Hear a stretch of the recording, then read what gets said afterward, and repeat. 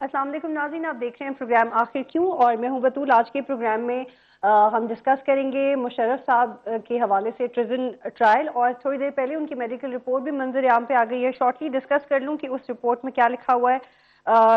In fact every journalist is having that report. उसमें लिखा हुआ है कि जी 9 आर्ज़े लाहिक है उन्हें उन्हें कंधे में भी मसला है, उनके सीने में भी तकलीफ है, उनकी दिल की शरियान भी बंद है, रीढ़ की हड्डी में भी प्रॉब्लम है, और चूंकि वो सिगरेट नोशी भी करते रहे और उनके वालिद का इंतकाल भी इसी वजह से हुआ था, तो कुल मिला के 9 ऐसे प्रॉब्लम्स हैं जो मुशर्रफ साहब को लाहक हैं और जिसकी वजह से वो इंटरव्यूज भी नहीं दे सकते, and he is in intensive care.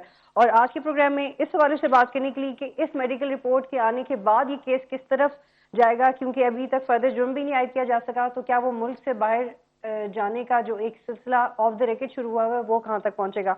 आज के प्रोग्राम में मुझे ज्वाइन किया जी खुशनूद Ali Khan, is a very renowned analyst. Brigadier Simon शर्फ साहब मौजूद हैं, पीटीआई को भी रिप्रेजेंट करते हैं और अपनी इंडिविजुअल राय भी रखते हैं, इज एन एक्सपर्ट टू। और अजमल वजीर ने ज्वाइन किए, पीएमएलक्यू को रिप्रेजेंट करेंगे। बहुत शुक्रिया आप तीनों का प्रोग्राम में ज्वाइन करने के लिए। साइमन साहब, आपसे मैं डिस्कशन का आगाज करना चाहती हूँ।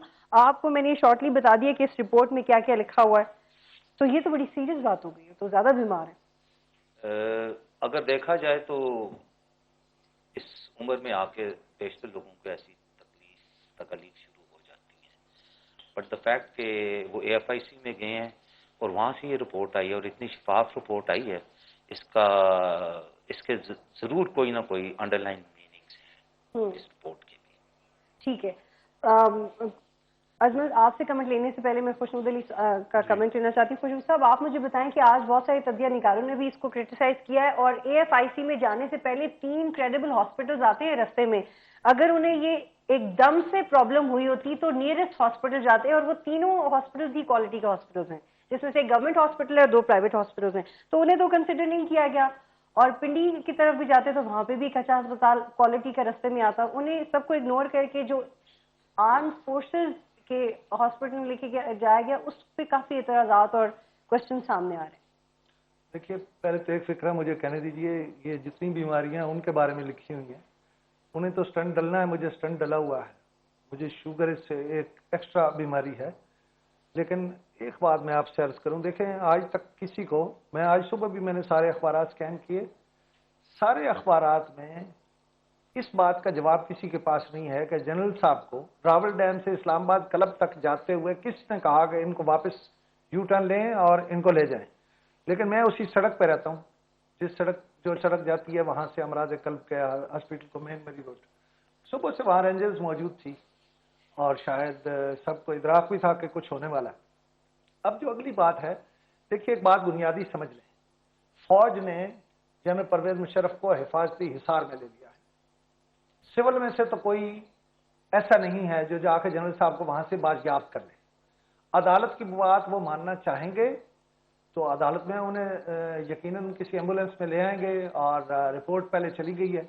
असूल और ज़ाब्ता वैसे ये है कि इस रिपोर्ट के बाद अब अदालत को उन्हें प्रोड्यूस करने का हुक्म नहीं देना चाहिए, इसलिए कि इसके मुकाबले में जनरल मुशर्रफ को जितनी बीमारियां हैं, इसके मुकाबले में बाद लोगों को सिर्फ दांत की तकलीफ हुई तो उनको फिर प्रोड्यूस नहीं किया और ना अदालत ने कहा। बुनियादी मैं समझता हूं झगड़ा और है, बुनियादी झगड़ा यह है, मैं ना पहले वजाहत कर दूं, ना मैं फौज का नुमाइंदा हूं, ना मैंने फौज से पूछा है, लेकिन मैं फौजी इलाके से हूं, फौजी का बेटा हूं, उनके माइंड को जानता हूं। देखिए एक बात तय है, ये जर्नैल रिटायर नहीं होता कभी। जिस तरह ये ब्रिगेडियर है ना, ये ब्रिगेडियर होने के बावजूद, रिटायर होने के बावजूद रिटायर्ड नहीं है। एक इंस्टीट्यूशन है, उनकी अपनी रिवायात भी हैं। अगर आज तक कोई और आर्मी चीफ ट्रायल हुआ होता तो जनरल परवेज मुशर्रफ भी हो जाते। वो ये कहते हैं कि अच्छा ओके ट्रायल करना है, उन्होंने जनरल चौधरी शुजात साहब को ये जिम्मेदारी दे दी है। वो कह रहे हैं कि अच्छा मुझे भी ट्रायल कीजिए, परवेज इलाही को भी ट्रायल कीजिए, जनरल इशफाक परवेज कियानी को भी ट्रायल कीजिए, चीफ जस्टिस साहब का जो है उनको भी ट्रायल कीजिए। अल्ताफ हुसैन भी यही कह रहे हैं। बेसिक बात वो ये कहना चाहते हैं कि आप जिसको मिसाल बनाना चाहते हैं, हम इससे मिसाल नहीं बनने देंगे। फिर अगर मिसालें बनेंगी तो फिर बहुत सारी बनेंगी। वो कहते हैं कि जी हम मिसाल नहीं बनाना चाहते, हम सिर्फ एक रास्ता बंद करना चाहते हैं। इस पे मैं असल में आपके सवाल के बजाय कुछ ही और तरफ जाना चाहता हूँ। देखिए फौज में कर्नल तक सबसे ज्यादा तादाद है, ब्रिगेडियर साहब अगर मैं गलत बोल रहा हूँ, सबसे ज्यादा फौज की तादाद मान तक है। देखिए वो ये सोचते हैं कि अगर जनरल परवेज मुशर्रफ को ट्रायल कर लिया गया تو آئندہ فوج جو ہے اس کے کور کمانڈرز بھی کوئی اور مقرر کرے گا. یہ دراصل ایک لڑائی ہے جس پہ فوج خاموش ہے, بول نہیں رہی, لیکن فوج نہ بول کے انہوں نے ایک میسج دے دیا کہ دیکھیں ہم نے چاہا تو ہم ایک بندے کو اپنے پاس. اچھا خوشبو صاحب, اس پہ ڈسکس کرتے ہیں کہ انسٹیٹیوشنز کی مینٹالٹی اور انسٹیٹیوشنز کی انڈیویجویلٹی اس کیس کو کیسے افیکٹ کر رہی ہے. جیسے آپ کے مطابق کہ اگر یہ ٹرائل فوج کے مطابق آپ کہہ رہے ہیں, آپ ان کی مینٹالٹی سمجھتے ہیں, اگر یہ ٹرائل ہو جاتا ہے تو پھر فوج کو کہیں شاید کہیں اور سے ٹیکل کیا جائے, لیکن سیاستدان وہ جو اس کیس کو دیکھتے ہیں وہ یہ کہتے ہیں کہ اگر ٹرائل ہوتا ہے فیئر تو پھر ڈیموکریسی کو روکنے کا راستہ بند ہو جائے گا, اور وہ بالکل بھی فوج کو ہرٹ نہیں کرنا چاہتے. یہ ڈسکس کریں گے اجمل وزیر بعد میں. صرف ایک فکر آپ کو دیکھیں, یہ فیئر ٹرائل نہیں ہے. فیئر ٹرائل اس لیے نہیں ہے کہ اس سے پہلے 12 اکتوبر والا اقدام زیادہ بڑا اقدام تھا, کرنا ہے تو وہاں سے کریں, وہاں سے انہیں پار ملی. اجمل آپ مجھے بتائیں کہ اس میڈیکل رپورٹ کے آنے کے بعد how do you see the situation, کیونکہ آپ کے لیڈر نے یہ بھی کہہ دیا کہ دیکھیں جی اگر ان کو آپ نے لٹکانا ہے تو پھر میں بھی لٹکنے کے لیے تیار ہوں, کیونکہ ان کا یہ کہنا ہے کہ مشاورت کی گئی تھی ان سے بھی اور باقی لوگوں سے بھی, اور صرف مشرف اس کے قصوروار نہیں ہے. دیکھیں بطول, بات یہ ہے کہ کوئی لوگ ہوتے ہیں کہ جو حقیقت کو تسلیم کر کے, میرے خیال میں چودھری شجاعت صاحب نے بڑی حقیقت پسندانہ اور سچی بات کی ہے.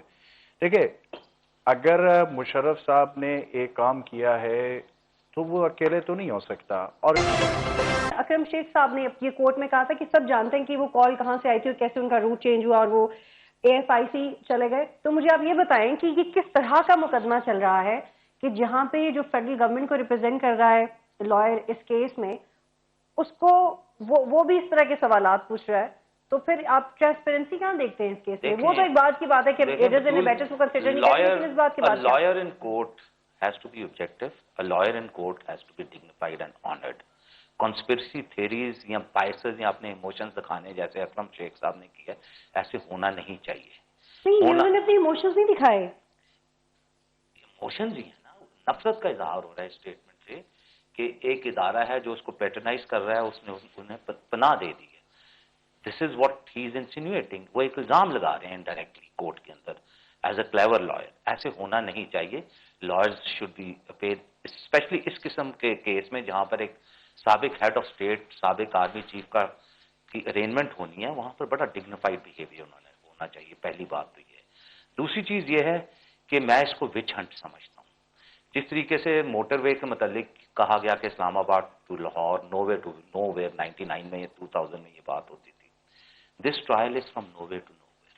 اگر آپ سبورشن آف کانسٹیٹیوشن کی بات کر رہے ہیں, اگر آپ سبورشن آف کانسٹیٹیوشنلزم ان پاکستان کی بات کرتے ہیں, سبورشن آف اسٹیٹ کی بات کرتے ہیں, تو یہ سب کچھ 1956 میں ہوا. آپ کیوں سب کچھ چھوڑ کے نہ سرا پکڑ رہے ہیں نہ اینڈ پکڑ رہے ہیں؟ اچھا مجھے تھوڑا سا گفتگو کے ایک نیا زاویہ دینے دیں, پھر ہم انہی پوائنٹس کو جو بظاہر ڈسکشنیبل ہیں اس پہ آتے ہیں. خوشبو صاحب آپ مجھے بتائیں. مجھے اپنی آرگومنٹ پوری کر لیں. پوائنٹ از مشرف صاحب اور نواز شریف کا جو آپس میں کلیش شروع ہوا, وہ شروع ہوا کارگل سے. ٹھیک, اس کے بعد پھر کو ہوا, جو کچھ کو میں ہوا سب کو پتا. اس کے بعد ان کی ہسٹری ہے کہ وہ چیف ایگزیکٹو بنے, صدر بنے, کانسٹیٹیوشنل امینڈمنٹس آئیں, ان کو کانسٹیٹیوشنل انڈیمنٹی ملی, پھر انہوں نے ایمرجنسی کا انعقاد کیا. اس کے بعد ایک سپریم کورٹ ڈوگر کورٹ تھی, انہوں نے ایمرجنسی کو حق بجانب قرار دیا, ویلیڈیٹ کیا. اس کے بعد اگلی کورٹ آئی, نیا بینچ آیا, انہوں نے کہا انویلڈ کر دیا. اس کے کچھ فیصلے جو ہیں اب بھی ویلڈ ہیں, یہ والا فیصلہ valid. So this is a long legal discussion. جو بات اہم ہے وہ یہ ہے فوجی کے نقطۂ نظر سے کہ ہم نے اپنی فوجی تربیت میں جب قانون پڑھا تو ہمیں یہ بتایا گیا کہ جب ایک فوجی افینس کرتا ہے اور اگر وہ افینس سول افینس کے زمرے میں آتا ہے جس پہ سول کورٹ میں بھی اس پہ کیس چل سکتا ہے اور فوجی کورٹ میں بھی کورٹ مارشل ہو سکتا ہے, تو اس صورت میں سول اور ملٹری اتھارٹیز کی لیگل مشاورت ہوتی ہے, اور اس لیگل مشاورت کے بعد ڈیسائیڈ کیا جاتا ہے کہ کیا اس پہ مقدمہ سول میں چلایا جائے گا یا اس پہ فوج میں چلایا جائے گا. اور اس کے زمرے میں جو سولین اس کے ساتھ بیٹرز آئیں گے وہ فوج کے لا کے تحت فوجی کورٹ میں ٹرائی ہوں گے یا سول کورٹ میں. یہ تو بالکل بھی نہیں ہوا نا, یہ ہوا ہی نہیں ہے. یہ ایک بہت بڑا وائڈ ہے جو اس میں چھوڑ دیا گیا. Secondly, constitution of a new court. Constitution of a new court is the rate of the parliament. ایک پارلیمانی ایکٹ کے ذریعے نئی کورٹس بنتی ہیں. اگر آپ کو یاد ہو, نواز شریف صاحب نے ایک زمانے میں ملٹری کورٹس بنائی تھی MQM کے ساتھ ڈیل کرنے کے لیے کراچی میں، لیکن پاکستان کی اعلیٰ عدلیہ نے ان کو اللیگل قرار دے دیا تھا۔ عدلیہ نئی کورٹس کانسٹیٹیوٹ نہیں کر سکتی۔ Constitution of a new court has to be done through an act of the parliament. This has not been done in this case. اس کے علاوہ میں تو ایک لیگل ایکسپرٹ نہیں ہوں، لیکن بہت زیادہ قانونی زاویے ہیں۔ اگر تو کورٹ ہیلپ بینٹ ہے کہ انہوں نے اس کو پکڑنا ہے، اس کو ارین کرنا ہے، اس کو گلٹی قرار دینا ہے، اس کو سزا دینی ہے، تو جیسے بنگلہ دیش میں ہوا ہے عبد القادر مولا کے ساتھ، تو it will happen in Pakistan also, یا جیسے ذوالفقار علی مجھے تھوڑا سا آگے بڑھنے دیں خوشبو صاحب، مجھے بتائیں کہ یہ جو بھی کچھ ہوا ہے پوری دنیا میں ایسے کیسز کو ایسے ہی ہینڈل کیا جاتا ہے؟ اگر صرف ایک آبزرور کے طور پہ بات کیا جائے، یا تو کوئی بیمار ہو جاتا ہے، اور اگر پھر بھی اس کے خلاف مقدمہ چلانا ہے تو ہاسپٹل، مجھے سوال پورا ہونے دینا، کون بیمار ہوا تھا کون نہیں ہوا تھا، صرف مجھے ایک، میں پروبیبلٹی پہ بات کر رہی ہوں کہ یہی ہوتا ہے، زیادہ تر یہی ہوتا ہے۔ اس کے باوجود ہم ایز اے نیشن اس کیس کو ہینڈل کیوں نہیں کر پائے، جب ہمیں پتہ ہے کہ اس کا میکسیمم یا تو یہ ہوگا کہ یا تو یہ ملک سے باہر چلے جائیں گے، یا یہ کیس آئیں بائیں شائیں ہو جائے گا۔ دیکھیں، یہ بیسیکلی میں سمجھتا ہوں، میں بڑی سخت بات کرنے لگا ہوں، یہ پرسنل اینیمیٹی ہے، ایک بدلہ ہے جس کی وجہ سے یہ ہو رہا ہے۔ ورنہ دیکھیے، آج میں نام نہیں لوں گا، لیکن ابھی ایک بیان تھا تھوڑی دیر پہلے کہ اگر اجازت مل گئی باہر جانے کی تو ہم اپیل میں جائیں گے، یہ گورنمنٹ کہہ رہی ہے۔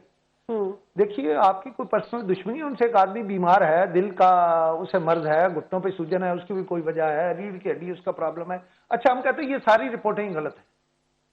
آج خورشید شاہ صاحب نے کہا ہے کہ اندر سے تو میاں نواز شریف صاحب دعا مانگ رہے ہیں کہ اللہ کرے انہیں کوئی لے جائے، اور بیرسٹر سیف نے راستہ بتا دیا ہے عدالت آنے کا۔ انہوں نے کہا ہے کہ عدالت چاہے تو یہ عدالت کا اختیار ہے کہ یہ ایمبولینس پہ آ سکتے ہیں۔ لیکن آج صبح اگر آپ نے واشنگٹن پوسٹ کی خبر پڑھی ہو، اس میں واشنگٹن پوسٹ کہہ رہا ہے کہ آرمی اور امریکہ جنرل مشرف کے حوالے سے 1 پیج پر ہے۔ میں آپ سے بالکل کھل کے ایک بات کہوں، اس ملک میں کوئی مائی کا لال ایسا نہیں، بڑے دعوے ہیں ان کے، سب ہیں، لیکن نہ امریکہ کی کے آگے نہ کر سکتے ہیں، نہ سعودی عرب کے آگے نہ۔ ٹھیک ہے، وہ پیج کیا ہے؟ اس پیج پہ آ جاتے ہیں، what is that page, what is that 1 line? دیکھیے، وہ 1 لائن یہ ہے کہ مشرف کو بس ٹھیک ہے چھوڑ دینا ہے۔ مشرف کے ساتھ جھگڑا اس وقت کیا ہے؟ وہ بات اجمل صاحب کہہ رہے تھے، میں انہیں کو کریڈٹ دوں گا ابھی تھوڑی دیر پہلے پروگرام شروع ہونے سے پہلے، کہ دیکھیے وہ کیا کہتے ہیں۔ وہ کہتے ہیں کہ باہر چلے جائیں میاں نواز شریف، وہ جنرل مشرف صاحب، لیکن وہ لکھ کر دے کر جائیں۔ جنرل مشرف کبھی یہ لکھ کر نہیں دے گا، میں آپ کو بتاؤں۔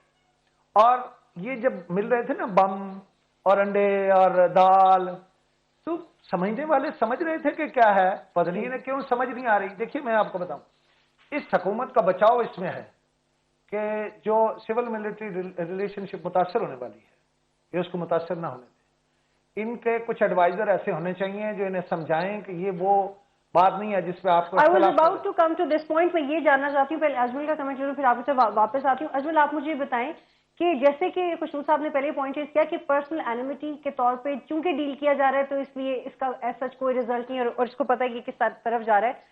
اگر اس کو ایکچولی ایک ٹرائل ہی سمجھا جاتا تو یا اسے 56 سے شروع کر لیا جاتا یا 99 سے شروع کر لیا جاتا، لیکن مقصد ایکچولی یہی ہوتا کہ غلطی کی سزا دی جائے، وہ غلطی جس میں سب شامل ہیں، تو اس کا کیا نتیجہ نکلتا؟ بطول میں خوشنود صاحب نے جو بات کی ہے، دیکھیں انہوں نے جو بات کی ہے، انہوں نے تو آپ کو بالکل باٹم لائن بتا دیا کہ ذاتیات پہ بات چل رہی ہے۔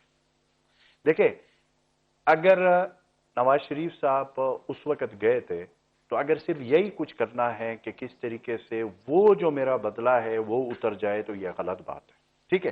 اگر یہ نہیں ہے، مثلا یہ اس کے خیال میں نہیں ہے، ٹھیک ہے، اب میں غلط کہہ رہا ہوں، خوشنود صاحب غلط کہہ رہے ہیں، تو مجھے یہ بتا دیں کہ وہ ایڈر، ایبیٹر اور کولیبریٹر آج اس کے کیبنٹ میں بیٹھے ہیں یا نہیں بیٹھے ہیں؟ جو مشرف صاحب کے وقت اس کے منسٹرز تھے، آدھی سے زیادہ 75% مسلم لیگ کا اس وقت اس کے ایم این ایز ہے یا کون ایڈوائزر ہے یا کوئی منسٹر ہے، اس کے پاس بیٹھے ہوئے، یہ سارے لوگ ہیں، وہ سارے ٹھیک ہو گئے، وہ کلیئر ہو گئے۔